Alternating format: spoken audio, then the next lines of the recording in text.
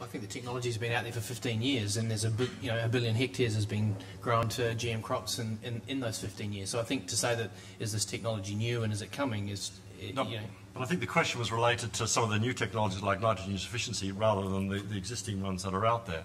And I think that's a considerable concern that's been raised by a number of people. You know, there have been lots of promises about GM technology, about all the things it was going to do, and it's been rather short on delivery in many respects. The argument has been used that the regulatory framework and the processes mean that it's very hard to get through and to get things to market. If you look at a wheat plant in Australia, the average time from when a breeder makes the first cross, the release of a variety, is 14 years. Now, any GM technology has to feed into that stream as well. In Australia, as far as I know, there are no GM technologies that are currently feeding to a breeding stream, which basically means you're looking at 15 to 20 years before you would see some of these technologies come through. If you look overseas, there's quite advanced field trials in North America and in China for things like drought tolerance. So the Chinese are talking about having a drought-tolerant rice and wheat commercially released within 5 years. Their regulatory framework is somewhat different, as you can imagine, from the system here, and maybe that will be true. In North America, the drought-tolerant material that I think Monsanto have been working on, they've pushed that out now, I think, to 2018 for commercial release. I'm going to have to hold you guys there because I need to move on to our third question. There's at least 2 other hands up, and we'll get to them in a second. Can we drip through? Oh, it's there. Look at that, as if by magic. Good Lord. It's been there for ages. Okay, so this third, I guess, punctuation point in thinking simply asks, how acceptable is the use of GM technology to generate crops that benefit the Australian economy? And this is, of course, one of the things that we hear all the time. This is going to be good for us. It's the way of the future. We need to do it. We need to make the right investments. We've already had a conversation about what is the right kind of investment. I'm not sure who to turn to for this. I feel like going a bit perverse because, that's what I do. So could I ask Alex, what are your thoughts on this idea of what, is this stuff good for the economy? I think GM technology can play a role with things like salinity. Is that the issue that's been brought up here? Or yes. Yep. Yes. That's the example. That's the example. Yeah. I mean, we can probably improve germplasm with the use of GM technology. That's not to say that breeding can't also play a role. Finding GM-tolerant, salinity-tolerant plants and crossing them in, but... GM-tolerant plants? That would be your nemesis, wouldn't it? But GM technology could play a role in increasing, say, the salinity tolerance of our cereals. Cereals are quite sensitive to salinity, and there's genes that we can upregulate to enhance their tolerance to that. You're saying you can see an opportunity there? Yes. Okay. Carl, thoughts? Our current regulatory system doesn't care whether it has an impact on our economy or not. Should it? In my mind, no, it's irrelevant. The issue of whether it has an impact on human health and safety and environmental safety that we currently have seems to be a reasonable approach. Okay. Any thoughts? I know there were 2 questions that I was going to get to anyway, but are there any thoughts? Let's do those. So hang on, there was a gentleman here. Have you still got a question, or have you changed your mind? If you haven't changed your mind, we'll like to very open-minded of you. All right, hang on. The microphone's already in someone's hand. We'll come down. Sorry. Yeah, go for your life. No, as long as it's a good question. I was actually, that's loud. I was just wondering if the profitability, of genetically modified crops could actually improve farming. So at the moment, a lot of money of farmers is spent on fertilisers. And if we produce crops with better nutrient use efficiency, could we improve the economic income for our farmers? Or would we be making them dependent on another industry?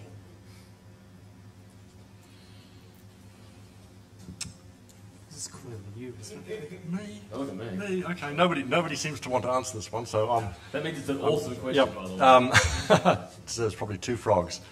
I know it's really hard to answer directly.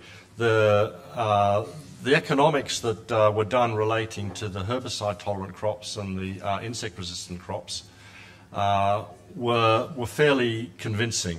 So I think there was estimated that it was about a 20% improvement in profitability to growers from those particular traits. If that were to be extrapolated to other traits, like salinity tolerance in this particular case, a salinity tolerance gene that would give you 20% higher yield in salt-prone environments is a pretty big ask.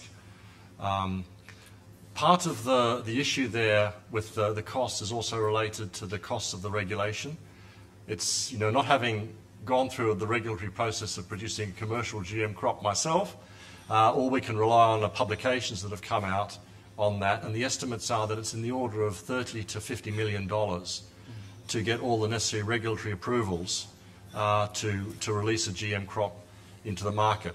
That's way beyond any public sector research organisation, and is really one of the reasons, I think, why the commercial sector has dominated the production of GM crops, which has created a lot of the issues that have really surrounded this.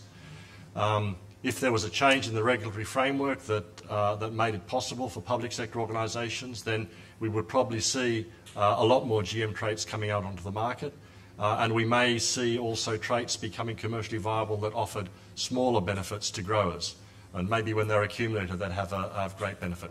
But the key driver for the whole technology has been, in the developed world at least, has been around the improvement of profitability up till now. There are traits coming on, as you saw earlier on, relate to human health and nutrition that may also be important, but they're not likely to impact upon the bottom line for growers. I think it's a misconception often that farmers are just out there growing things, throw things in a paddock and then harvest it and send it off to market. They're actually very, very clever business people, and sustainability of their farm ultimately impacts their bottom line. So you can already see that in Victoria, where we're into our third season of GM canola, but not the whole state is dominated by farmers growing GM canola, because there are certain parts of the state where the varieties that have been generated by the companies don't suit their environment.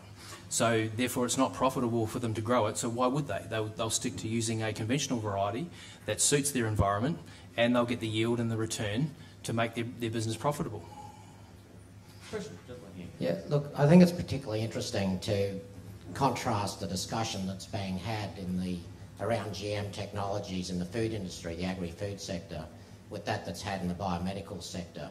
I mean, many of our current drugs that are now being produced in medicine for human health are actually being produced by GM technology. Protein-based therapeutics, insulin that diabetics take are all produced by GM technologies. And the debate there and the issues there are around safety. They're not about the technology that's actually producing the product. So why do we actually have the debate around the agri-food sector about the technology rather than the product? That's really is an interesting question to me. Anybody got a thought? Yeah, look, I think that point's really well made, and I think one answer there is people are concerned about their health. They're not concerned about their food in Australia, and so if you're trying to sell people something, and you say, look, you're dying of cancer, you're dying of heart disease. Here's something that can help you. That's an easy sell. If you're actually saying to people who kind of by and large are actually reasonably happy with the food they're eating anyway, we can make it still better if you trust us and eat our unlabelled food, then that's a much harder job. So I think this just reflects actually quite a sensible intuition from the public that there are places where they want to see this technology developed, and there are places where they're not that keen on it. But why is it safe in one sector and not safe in the other? In fact, in the other area, let's take the detergents that you use. All the enzymes in detergents are produced by GM technology, and all of us are quite happy to use those detergents and pour them in the sink. So it's the same technology. That's a different safety factor around that technology when it's food and when it's human health or environment. Look, I think that's true. I think to a certain extent, one just has to have some respect for the public's wish to know what they're eating and to have some say in it.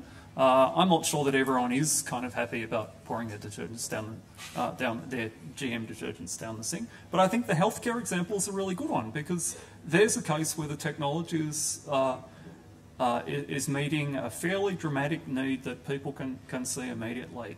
Whereas a lot of the other stuff is much more speculative. Now, that may not be true in the developing world. Okay, but that refers back to this question earlier about the politics of. Well, certainly, I'm not willing to kind of speak definitively about what's good for peasant farmers in Africa. And if you hear someone from Monsanto doing that, a question about that, because we got this question on the forum, which cuts back to, we've heard this a couple of times, and I'm going to ask you to do what you don't want to do. I think this came from a Ugandan guy who wanted to be here but couldn't be here. Is he in Uganda? Good reason not to be here, I guess. Anyway, his comment was basically about the fact that traditionally Ugandan farmers have small farms. They generally feed their families. They have a small level of cash cropping going on, but basically it's fairly traditional methods. And there was a general apprehension that GM products, GM crops were going to effectively force them, provided by multinational companies, are effectively going to force these people to give up a traditional way of life, in order to keep up with what is the only other option they would have. Do you see that as being a future? Is it a real risk? And what options can people like that have? I think you can look at I must confess I don't know the situation in Africa well, but I have been working in India and been involved in helping set up breeding programs in India. And if you look at what happened with the introduction of BT cotton, the insect-resistant cotton in India, it basically revolutionised smallholder production. It suddenly meant that small farmers who only had a small plot of land could grow a few cotton plants around their homes, and they could harvest that as a cash crop. They didn't have to use sublethal doses of insecticides to control the insect pests because the insecticide was in the cotton. And that's the reason why now 90% of the cotton grown in India is GM. It revolutionised farming and has really put cash into the pockets of smallholders. Has it changed the social structure, if you like, or the nature of the way the home/farm works? It has, in the respect that it's given those smallholder farmers a small amount of cash income, which they didn't have before. It's given them greater flexibility. I think part of the problem is it's been so successful in India that the growers now are desperate for other GM crops, and there's some issues about what might be available and what might come on the scene. But no, it has changed the system dramatically in India. And the same story seems to apply in China, but I'm less familiar with the scene there. But in terms of that concern, there is a program of global harmonisation associated with regulatory systems. And if you look around the world, a lot of regulatory systems address risk to human health and safety and environmental safety, and elements of systems try to tackle benefit. And we see that next door in New Zealand, where there's a socio-economic component of their legislation. And then there's the implementation of that sort of social element that's different, say, between Australia and somewhere in South America. So there is a recognition that in areas like Uganda and other parts of Africa, that they shouldn't be seen as a dumping ground for technology, that there is a real need, and that the products that are being offered or sourced from Africa do meet the sorts of standards that would be expected from a human health and safety and environmental safety perspective. Sure. And we've seen in Mexico where they had an 11-year moratorium on doing GM maize because Mexico was where the ancestral maize came from, but recently they've been successful in being able to conduct GM trials in maize. So I think there is a recognition that those sorts of impacts are real, and that they need to be addressed. Sure.